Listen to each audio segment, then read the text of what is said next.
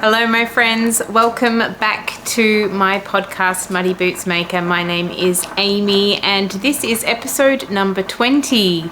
We are here on Dja Dja Wurrung country in Australia and it is a very grey, cloudy day. Raining, and we are expected to have more rain tomorrow and the next day. It's just going to be raining pretty much all week until the weekend.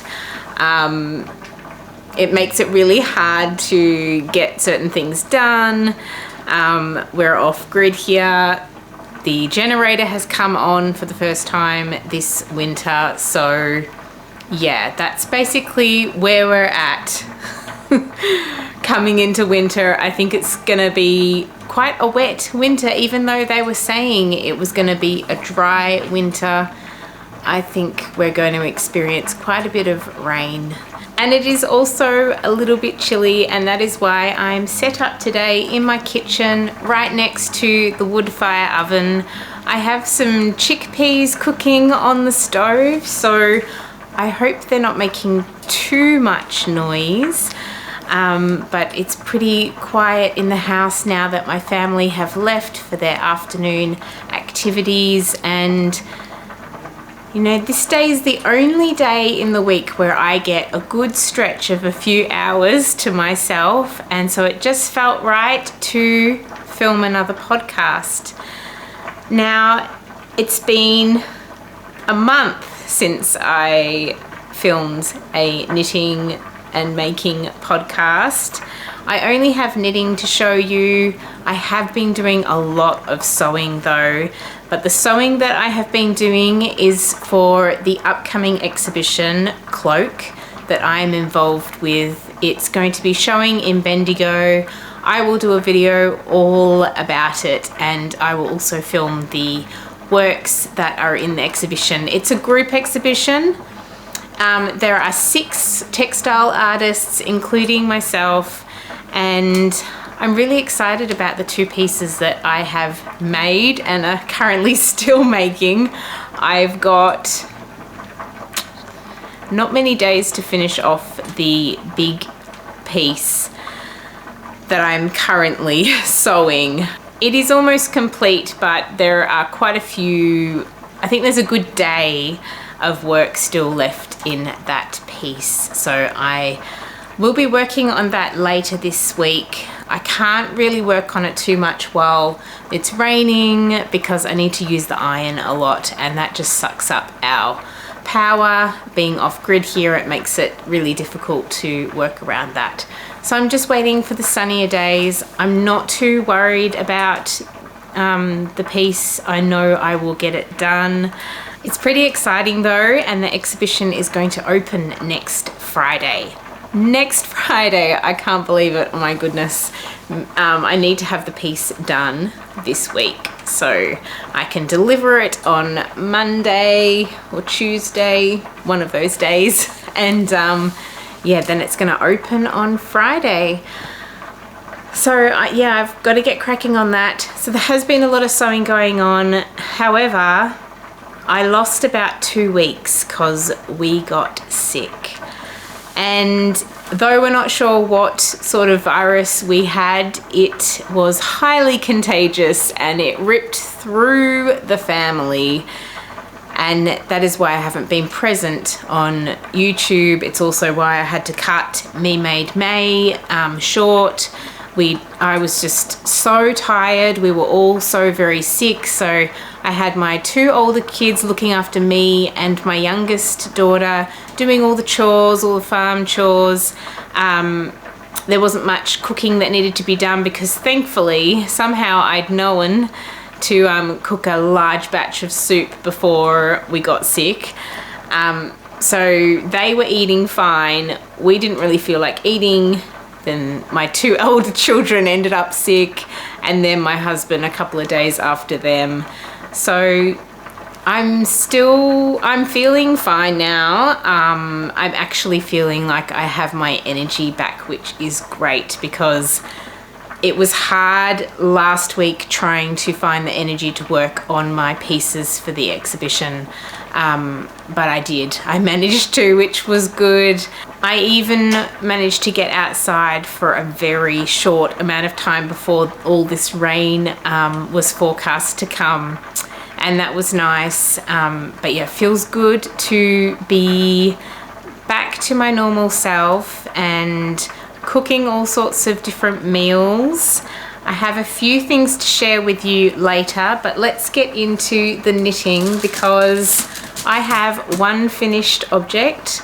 Sorry about my crinkling. I've got a basket under my feet just so I'm sitting upright, because you know, being short.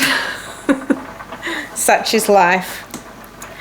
So I cast off this Into the Wild sweater, and I love it so very, very much. I've worn it a lot since I cast it off, and I cast it off on May the 12th.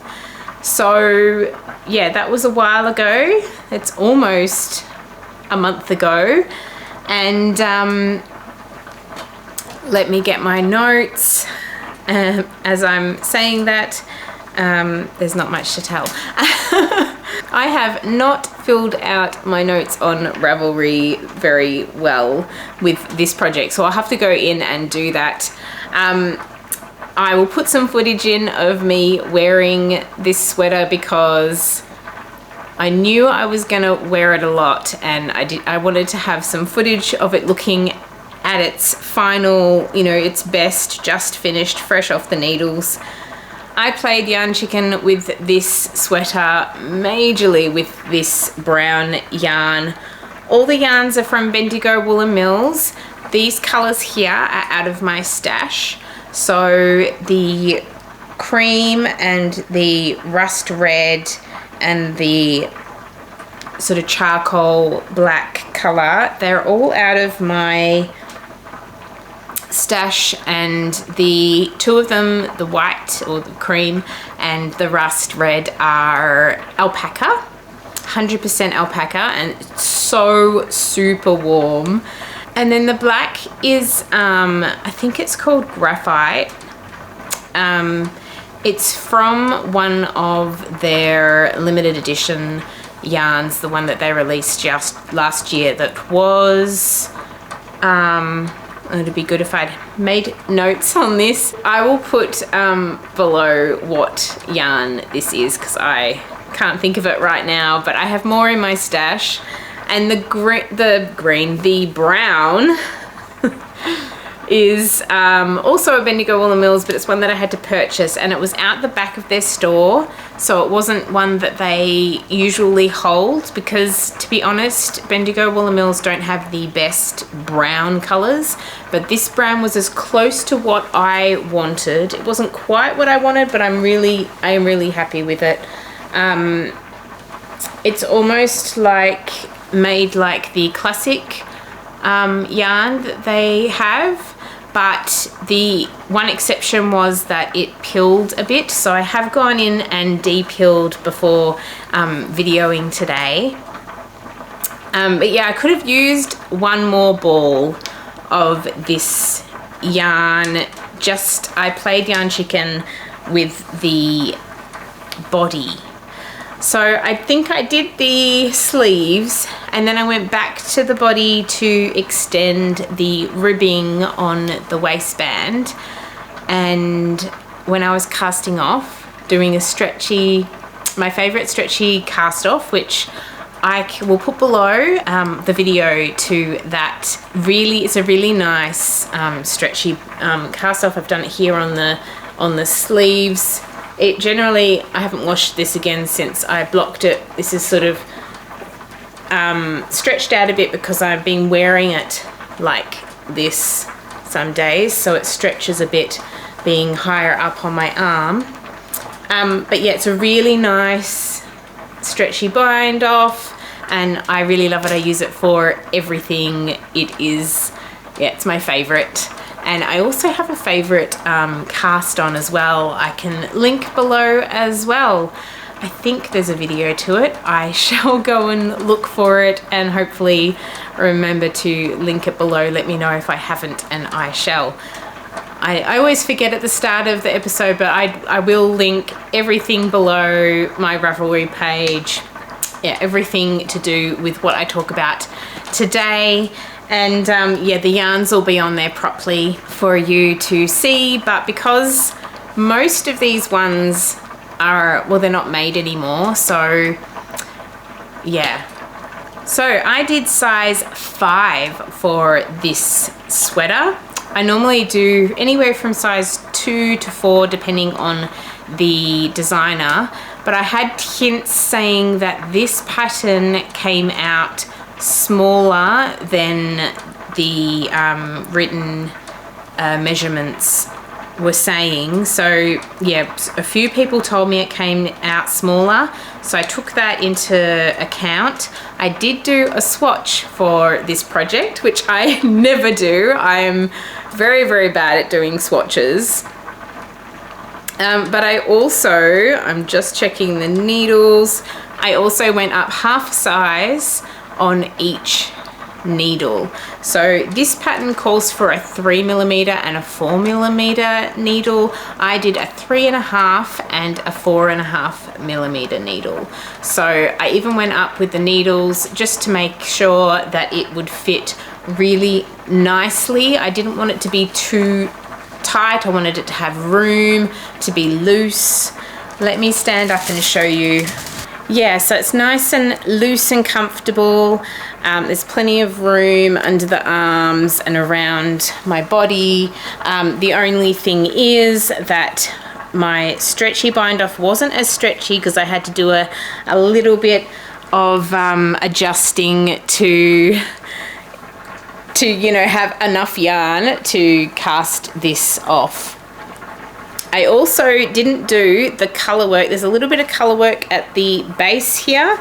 I didn't do that. Okay, so I'm getting quite warm sitting next to the fire actually. It's very nice. I could even take this jumper off and just be in my dress that I'm wearing. Okay, so my next project that I completed, which I forgot about until just before my son was about to leave for karate. So I got him to stand for me and I took a little bit of footage of the vest that I knitted him. So it was going to be a jumper, but he decided that he would like another vest and then for me to knit another jumper for him, which I have not done yet.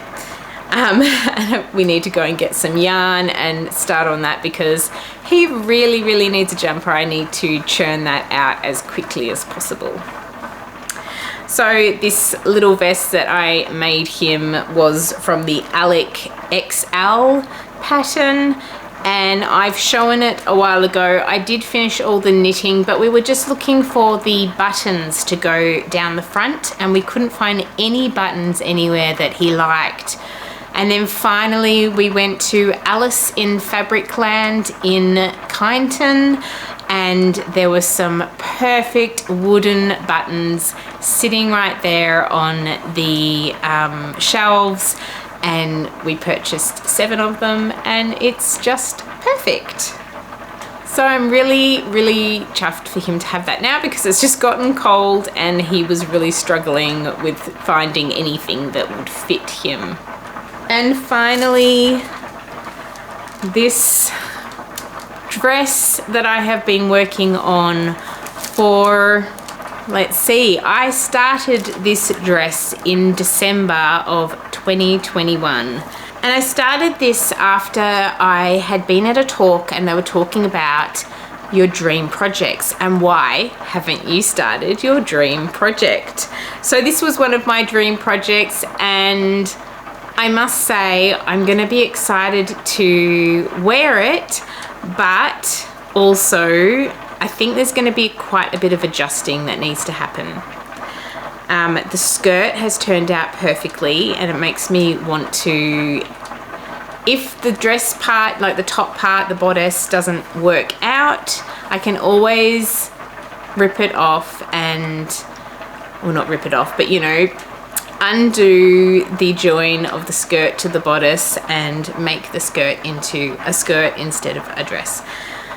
But hopefully it will turn out just fine.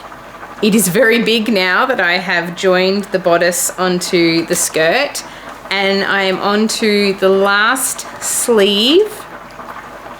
This is called house dressing. Yes, house dressing. And oh my goodness, I hope it's going to turn out well.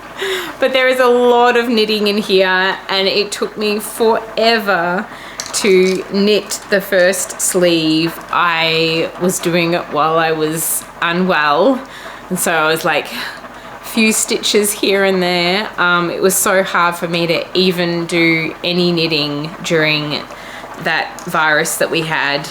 It was really, really hard. So I'm on to the second sleeve, and it's taken me no time at all to get this done.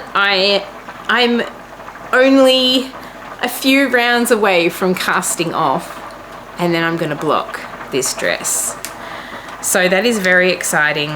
I'm gonna block it and then see what adjustments I need to make, but I'm pretty sure I will need to take in the sides of the bodice somehow.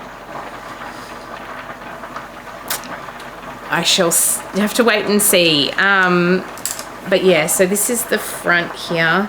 So I'm gonna scooch the camera back and show you.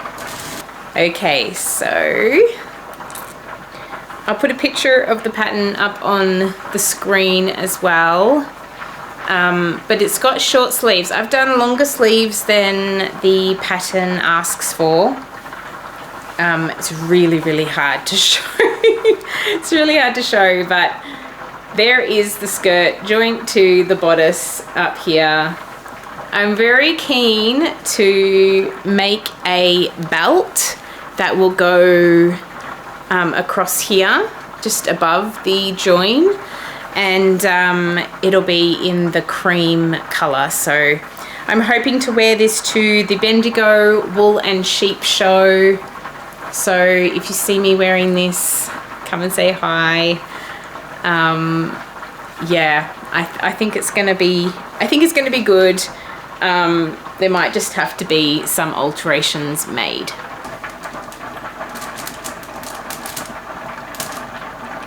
So that dress is made out of Bendigo Wool and Mill's classic 5-ply yarn, and the reason I used that yarn was because it's affordable for such a large piece, but also it's very hard wearing. And as if you've been here for a while, you would hear me talk about the classic 5-ply yarn and how, or any of the classic Bendigo Wool and Mill's yarn, and how hardy it is, and how many years I've gotten out of some of the jumpers and they still haven't worn or gotten any holes.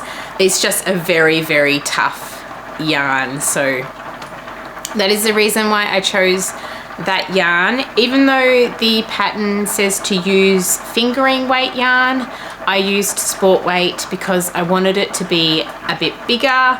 I made the largest size in the pattern. The pattern is not very size inclusive at all, so I had to do some adjustments to, yeah, make sure it was going to turn out big enough. And in the end, I think the skirt is perfect, but the bodice, I think I could have decreased faster and done a bit more decreasing when you come into the skirt part. So you come from the top down and you decrease down here.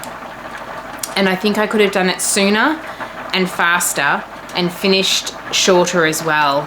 And this is the reason why I was thinking of doing the belt, because if I do a thick belt, it'll make the waist come up a little bit more as well, because it's sort of down further than I would have liked it to be.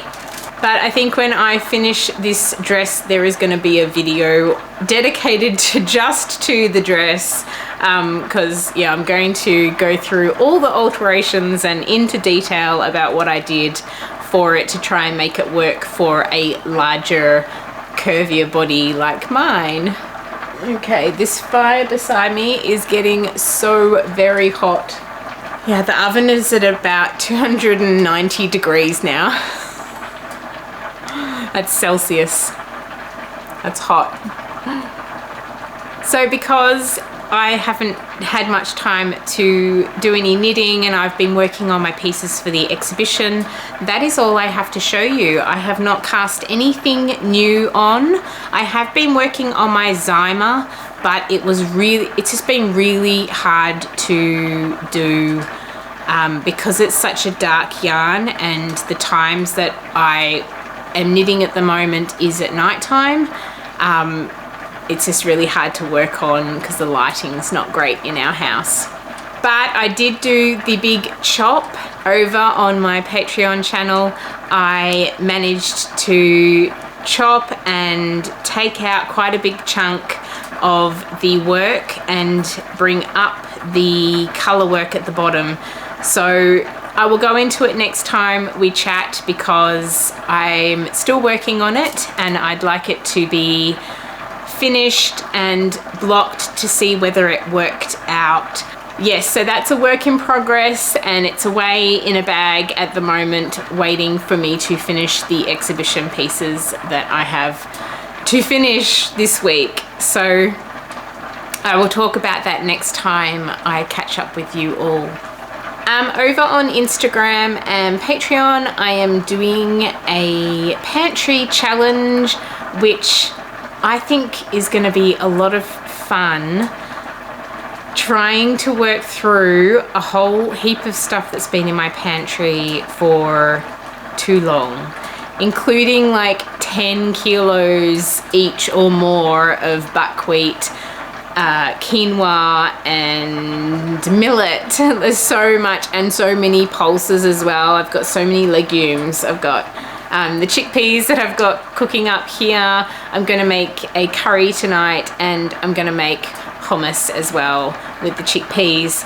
So I'm just trying to work through all sorts, even some of the preserved canning that I've done over the last 2 years.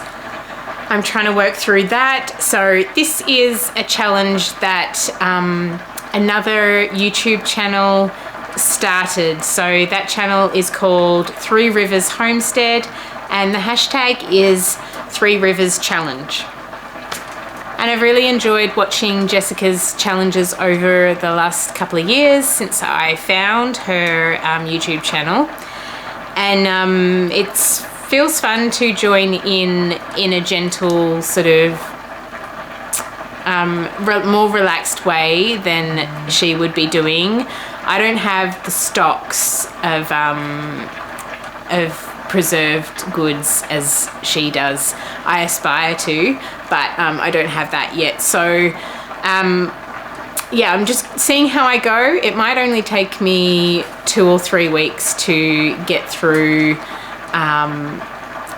you know, the things I've got in the pantry, and then I'll have to do another shop. But my aim is mainly getting through the dry goods. So I'm trying lots of different recipes, lots of new things with bananas as well, because I've got about 40 or 50 bananas in the freezer, and I've got all these meals in the freezer I need to work through. I cooked all these meals for, you know, when we get sick, and just in case, but then when we got sick recently we didn't want to eat, so we didn't end up eating those meals that I'd cooked for, you know, a rainy day. So it you know, that you gotta work through it eventually. So I'm working through the frozen meals as well.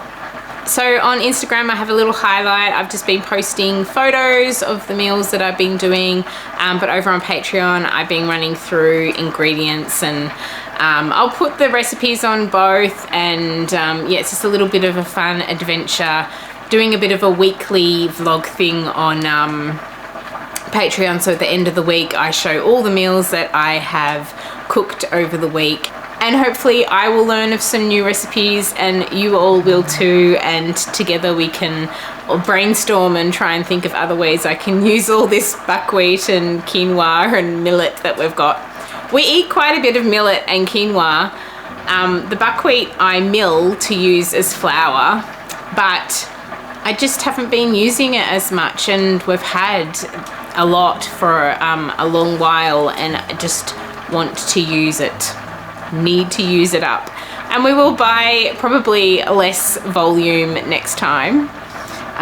But yeah, we tend to buy between 10 and 20 kilos of everything, and these things are just the ones that I'm trying to work through, are just the ones that we don't use as much as, say, the oats and the rice. We buy 20 kilos of that and we go through it quite quickly. So basically that's what we've been up to, and yeah, there's not much else to report.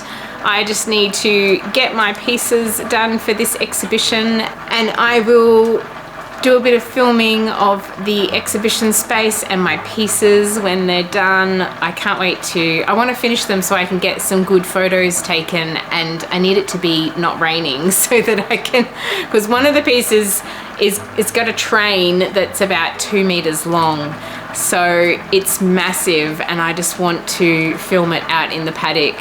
I think my daughter's gonna have to wear it, so yeah, it's pretty amazing. I feel it's just lots and lots of hours of work, and I'm really happy with how it's all turning out. So I hope you are all very well. I hope you're enjoying your cozy winter if you're down here in the southern hemisphere, and if you're in the northern hemisphere, happy summer. Oh, I am looking forward to spring and summer already. I'm not really the type that doesn't like winter, but the more and more I'm in my garden and wanting to be in my garden and wanting to grow and preserve and all that, the more I want it to be warmer weather so I can get out there and yeah, start growing, and it's just happier when the sun's out. It's a bit gloomy when it's raining and overcast, and there's less power here for me to be able to do things. I've put all of the preserving machines away, so both dehydrators and the canning, the bottled water bathing unit, I've put them all away because I can't use them now.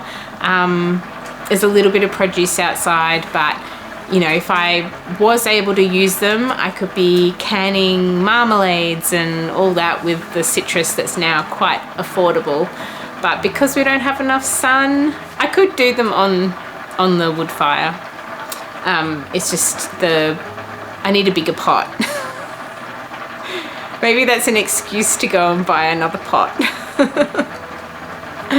Anyhow, I'm gonna go and check on my chickpeas and get this curry going, and I shall see you next time. Thank you so much for being here. I really love hearing from you, so make sure you comment down below and hit like and subscribe. And sorry about my band-aid finger today. I cut myself on my oven when I was cleaning it before I started the fire. I hope you all have a beautiful day, and I will see you next time. Bye.